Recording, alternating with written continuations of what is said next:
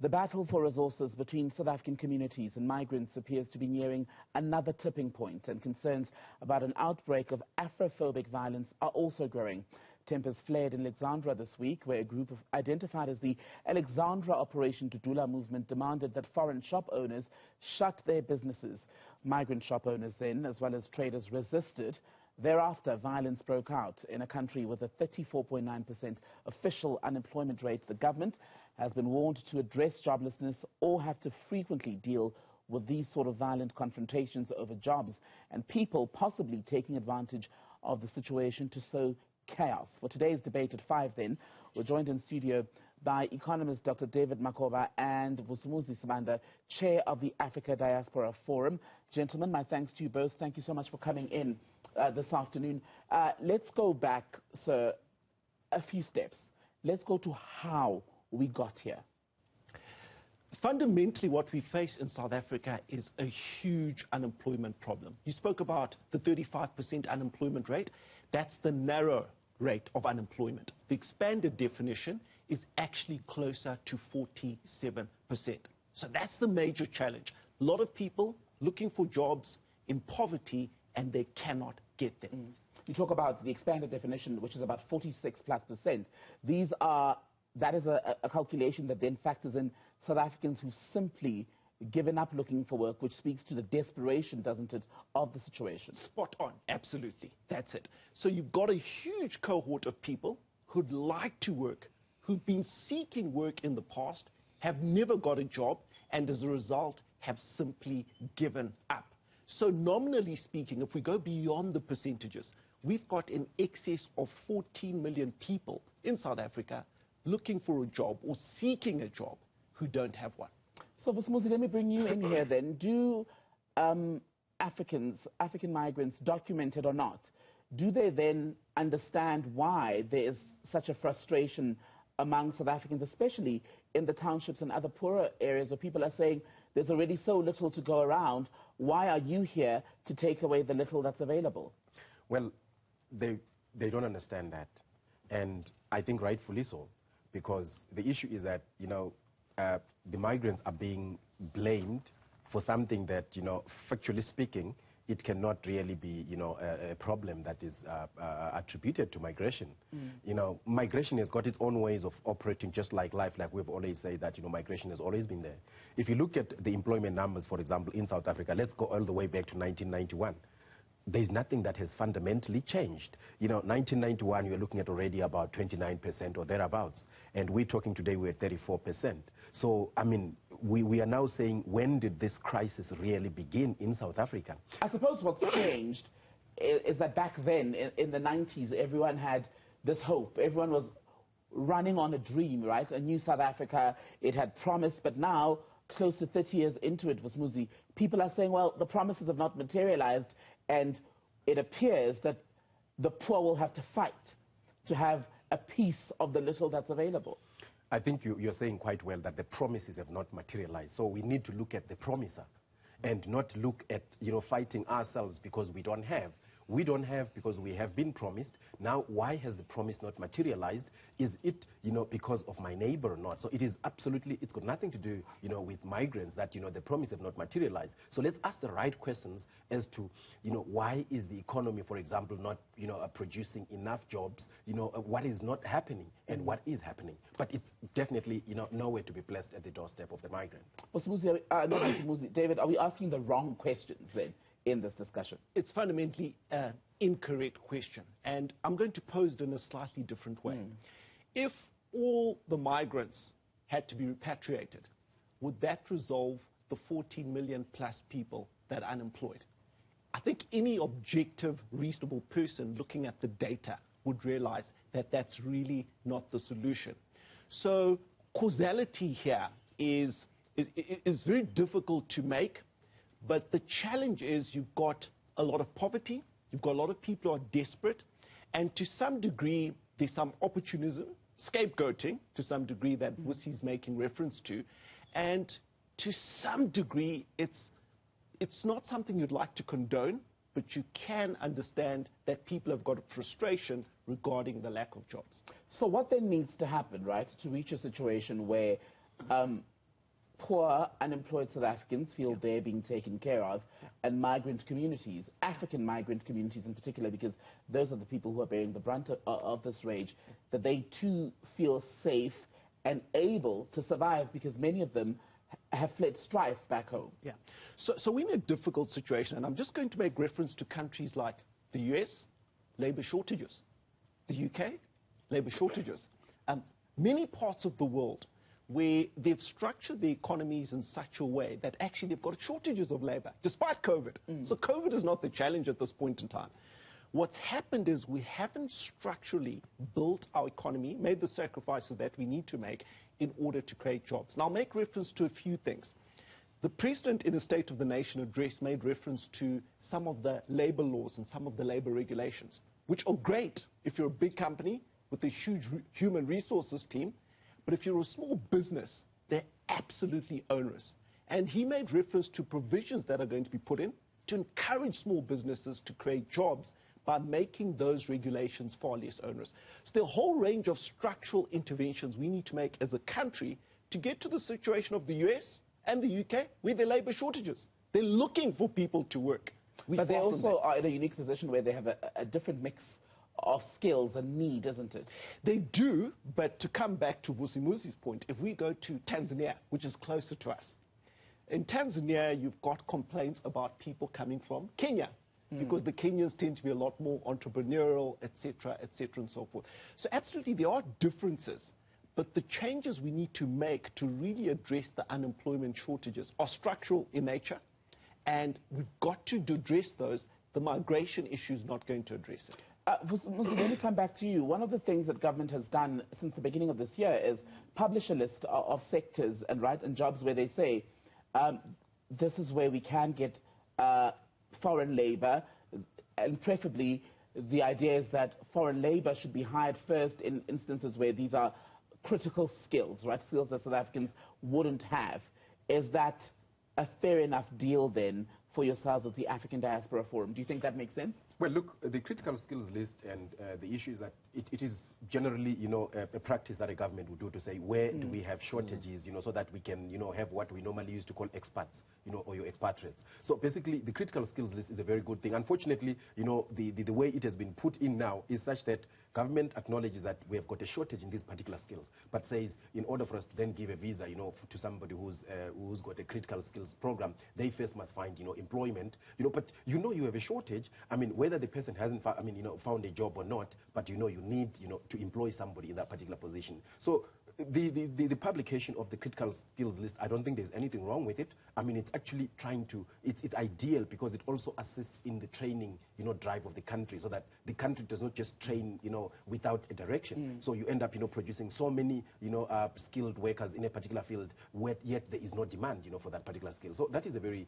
good move in my view. But the issue with that is that you still have then a large number of people from other neighboring African countries and perhaps even further who work in industries such as the restaurant business and in freight, where we've seen the constant flare-up of violence along the N3 highway between Gauteng and KZN. So where does it leave those people? Do we then say to them, maybe it's time that you leave these jobs altogether so South Africans can come in? Well, look, I think we've got people, if we've got people that are working, in the restaurant, and these are people that are properly documented to work in those particular areas, because we are not saying that people should flout, the laws of the country and come in illegally and work. But we're saying if we've got people that are documented and they're working in those particular environments, this is the supply and demand of the labor and, how people, market. Because this notion that says, somebody has taken my job, as if, somebody has come, to the workplace or anywhere else, plugged somebody off to go in.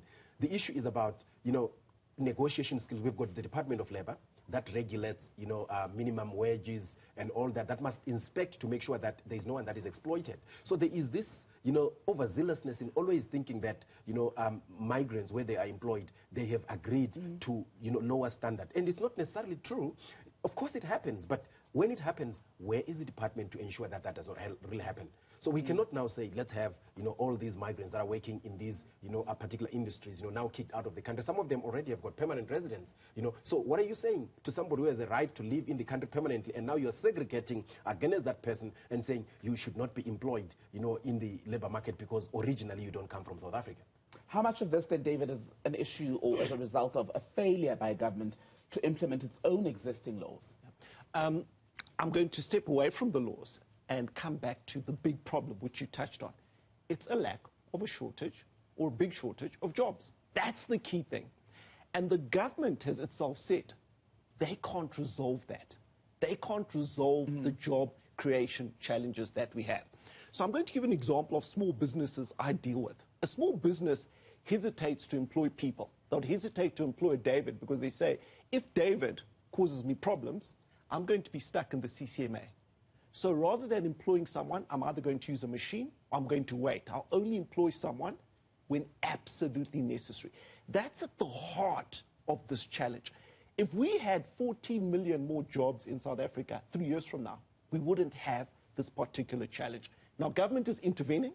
The president has made his point that the regulations need to be relooked at, they need to be modified to enable job creation. And that process has started. But ultimately, the business sector creates the jobs. And we need to create conditions conducive for those jobs to be created and for more people to be employed. But there is also the uncomfortable truth that business itself thrives when it's able to cut costs, i.e. exploit, especially labor, and A, pay you low wages, B, not give you any decent benefits, shall we say, where you find people who say in the restaurant industry, a lot of the labor is casual, and these are people from other countries in Africa, but part of the reason why they're there is because they know that, for example, they don't have to pay UIF contributions, and that too is not fair. Absolutely. So there will be a Mr. Oosthuizen who's running his farm, and he treats his farm workers in a way that's abusive. There will be a Mrs. Lamini who's diabolical towards her domestic worker. Absolutely. But what the business is saying is you can't set the regulations at the lowest common denominator. You can't set the regulations to address Mrs. Lamini and Mr. Oosthuizen, because now it makes 80% of businesses who are relatively fair, who'd like to grow and create jobs, subject to these onerous regulations, and it discourages the people who are doing good work, running good businesses, from creating those jobs that they would like to. But then business then would have to have an honest conversation with itself about how it's played a role in what's been a festering wound. I'm in 110% agreement.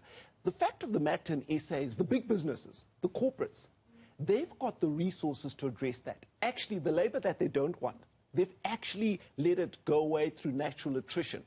It's the smaller and the medium-sized businesses that our regulations need to address. They don't have a dedicated human resources function. And it's in that area specifically where the regulations are curtailing employment creation. All right. If you're just joining us, you're watching Newsfeed PM. I'm Timbekile Mkhototo. This is what we like to call the debate at 5 here on Newsfeed PM on a Sunday afternoon. We do it between now and 5:30. We'll continue the conversation with my guests, economist Dr. David Mokova, as well as Vusumuzi Sibanda. He's chairperson of the African Diaspora Forum. We're talking about the scramble for economic resources between South Africa's poor communities and migrants who've traveled into the country. Stay with us. Welcome back. We're still talking about the simmering tensions between South Africans and African migrants who are in the country, documented or not. The scramble for economic resources continues, especially as the country's unemployment rate continues to soar, currently at about 34.9%. That is just the more conservative, shall we say, definition. You expand that further and look at job seekers in this country who've simply given up any hope or any effort of finding a job. It takes you closer to 47%. African migrants say they too are here to eke out some kind of living and have fled some sort of strife or peril back home and simply cannot afford to go back and don't want to interfere with anyone. But then how do you balance the two sides of the argument to avoid a repeat of the violent scenes we've seen break out just this week in areas such as Alexandra? I'm still with economist Dr. David Mokova, as well as Vusumuzi Sibanda, chairperson of the Africa Diaspora Forum. Gentlemen, I want to begin with you then, Vusumuzi. I was just talking about what happened in Alexandra this week. I was quite struck watching some of the news coverage when the South Africans and the migrants were being interviewed. And one woman, I don't know which country he'd come from, she said to the reporter, who said to her, the South Africans are saying you need to leave, go back to where you came from because you're taking up jobs. And this woman said, well, we're not going to leave. This is also home now. And what it underlined was an apparent willingness now, even from African migrants in the country, who are saying, look, we're also willing to fight, to stay here. How concerning is that, the fact that now you're seeing this meeting, right, of aggression from both sides? Well, it is very sad, and this is why, we are saying that, all the leaders of these various groups needs to be very responsible in what basically they're saying. Because, some of these migrants, without even looking, these are people that have lived in South Africa and, for over 10, 15, 20 years, and really it has become a home to them because some of them have actually naturalized. That's why they say they're not going. And we have seen in quite a number of occasions where they've not received maximum or at least protection, from the government, particularly maybe the police. But it's been slightly different, especially during this Idudula, particularly what we've seen happening, in Johannesburg, when the police have, been, quite proactive, in these particular scenes, or when they hear that there is going to be a demonstration. So what we've seen happening in Alexander is a situation really where we need, leadership to go in and ensure that those confrontations don't take place, because people are made to understand that the government is working to try and look at the economics, but not keep on putting the blame on migrants, because there are a lot of politicians, opportunistic people that are actually pinning the problem on the migrants. So, a lot of the people who would have owned the businesses in that area or worked there would have been traders who sell whatever product on the side of the street or have a tuck shop, some braid hair. When you look at the third quarter employment stats, about 0.3% growth in the informal employment sector. David, are we exploiting that enough as an area of economic opportunity? So the informal sector, we have to be very, very careful with it, because a lot of those people are eking out a subsistence living. And we could consider them employed, but remember, it's survival. It's hand to mouth. You're working to put food on the table tonight. Absolutely. Having said that, though, is the opportunity.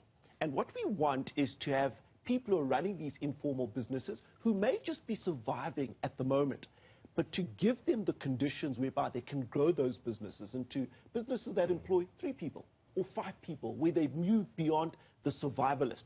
And that's absolutely essential because, one, corporates aren't going to rescue us in terms of creating new jobs, and 2, the government is not going to rescue us. So how do we build a culture where people can basically develop their entrepreneurial skills, and if they are self-employed, move beyond subsistence living to creating more sustainable businesses that employ other people as well? For Sibuzi, how do you bring them together then, the two sides, given that tensions are already so high and there's such a suspicion of one another?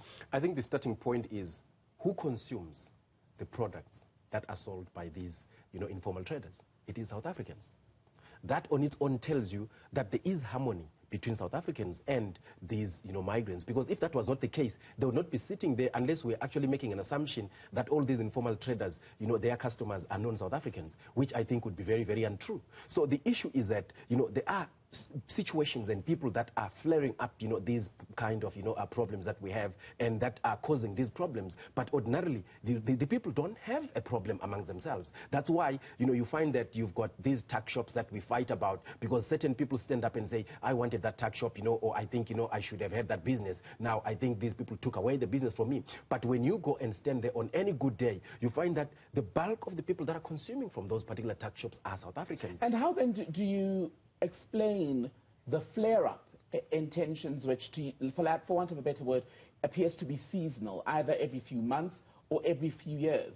Look, I think, like I said again, for example, if you look at the rhetoric that we have at this particular moment, we just had local government elections, and we have had new political players that have come in, and what was their ticket to try and win elections? It was migrants. We don't want migrants, they must go out. You've got these small groups, that have come up, like Put South Africa First, to do and all that. They come up and they start, sparing people, to, be angry and, fight against, and migrants. But even when you look at what happened in Alex, we had a group of people that were standing on the side that are South Africans, say, look, we are not part of this. We don't want this. So there are people that actually keep on doing this because they live on it, so they want to try and ride on this particular cloud. And Operation Dudula movement leaders have said, at least the main one that many of us became familiar with, have said since the events of this week that they don't believe in a violent approach. So they say they've not sponsored any of this violence.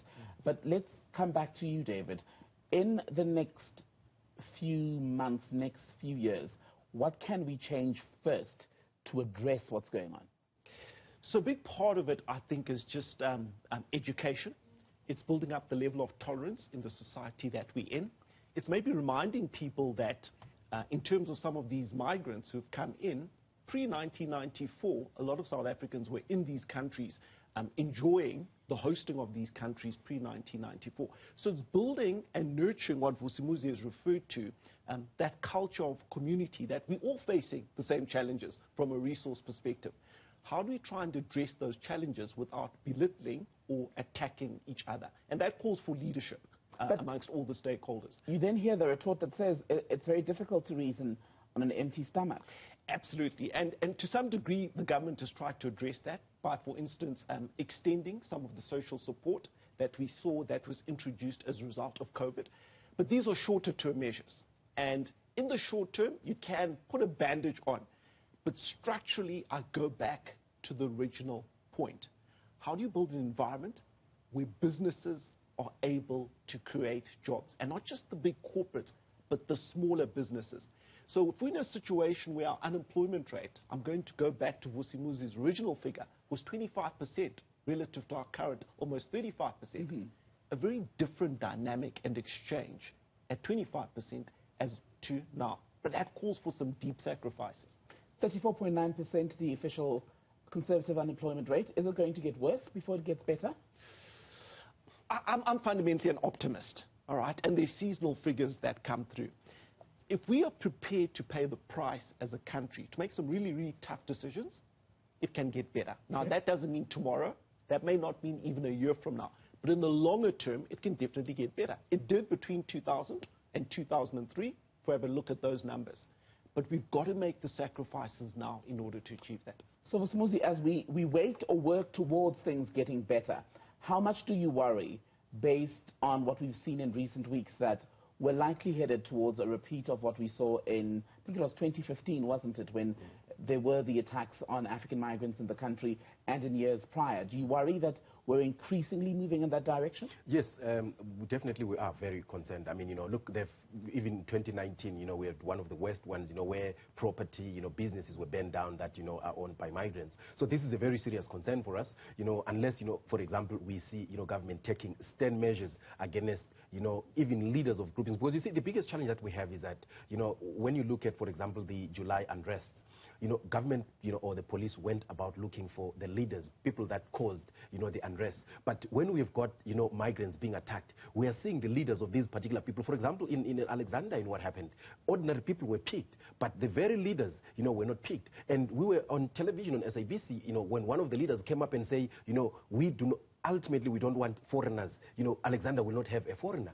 And that rhetoric, shows you that that person is the one that is instigating, these attacks. But you're not taking that person to book, so that, they can realize that their language already is inciting violence and is inciting these attacks. So you then go and pick the ordinary people, that are merely followers. Now, let's get the people that are the brains behind these attacks, answerable in terms of the law. Given that context, why is it then, Vusimuzi, that South Africa is still such a favorable or a preferred destination for a lot of people from either SADC countries or other parts of Africa, even though many of them, when you speak to them, will say there is always an underlying nervousness about what's going to happen next?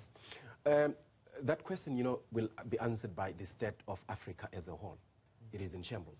It is only South Africa that is much, much better in terms of, especially for the black, Africans, the bulk of us that are black, not maybe going up, to Egypt. You will realize that in terms of, democracy, the law, even if they get this unfairness, ultimately, if you go to a court of law, there is some justice, that you are able to fight, or to find rather. Because if these people get arrested, they will be tried and, the law is going to take its course. So these people will not ordinarily find it better to go back to the countries where they come from, because number one, there is just no economics that is taking place there. They cannot even find. You see, it is better to survive. You are running away. They may attack me. They may not attack me. But at least you're able to put food on the table. If they go back to these countries, there is just no means of even putting food on the table. And then, if you try to protest to show that maybe you're not happy, you get these dictatorial governments that are going to take guns and start shooting people like what we saw in Zimbabwe. I mean, in 2018, live shooting, and no one holds anyone to account. So how then do we put pressure on those respective governments to do better, to reform? Because ultimately, even people who do flee home will tell you that if they had a choice, they wouldn't. Very true. Look, in 2020, when the president of South Africa became the chairperson of the AU, we wrote to the president. We've actually written to him about 3 times during, his term as the AU president. And one of the things that we raised with the president was, he sent an envoy to Nigeria, and I think it was Ghana and so forth, to go and plead with them, to come, because they had said South Africa was xenophobic. But what we are saying is, our letter was basically saying, Mr. President, this is your opportunity to hold your peers to account, to say if they are going to say South Africa is xenophobic for starters. One of the biggest questions that we want to ask is, why do we have the majority of their people moving into South Africa than to have a balanced kind of migration where people are also moving to other countries in Africa? Because they sit together every now and again, they sip tea, they talk about all these things, but these are rogue leaders that are killing their own people, that are failing to do the economics, that are failing to do the politics, and no one is holding them to account. And David, where do the rest of us go then if the South African economy collapses? There's some fear we're nearing, because you look at the energy crisis. I mean, we're looking at the side of the screen now, some good news, load shedding suspended, but no doubt it'll be back within a matter of days. The unemployment rate is going up. Fuel prices are sky high. Food is expensive. So I'm going to take a bit of a more nuanced approach to Vusi in this regard. If you look at South Africa, why it's attractive, particularly to Southern Africans, it's the biggest economy. From a GDP perspective, it's got the greatest opportunity. But if you go to East Africa, for instance, there are lots of thriving economies there. Take Kenya, take Tanzania, and they're doing well. Similarly in West Africa. So the blanket approach, I don't think is fair or appropriate in that regard. But that said, to your point, migrants follow opportunity. Opportunity to make money, opportunity for jobs in this particular regard. And South Africa is a magnet in that regard. We're going to have to strike a balance in terms of how we manage the migration and assimilating those people, and actually meeting our responsibilities to indigenous South Africans, for lack of a better term. Pity that we're out of time, but David, Vusumuzi, thank you both for your time. Thank you so much for being on Newsweek PM. That was economist Dr. David Mukwaba, as well as Vusumuzi Sibanda, chairperson of the African Diaspora Forum. Coming up, a roundup of the day's top stories, including developments around the grounding of local British Airways, as well as those Kulula flights. Are you among the people who are now scrambling to make alternative travel arrangements? We'll tell you what the latest is then as you do that planning.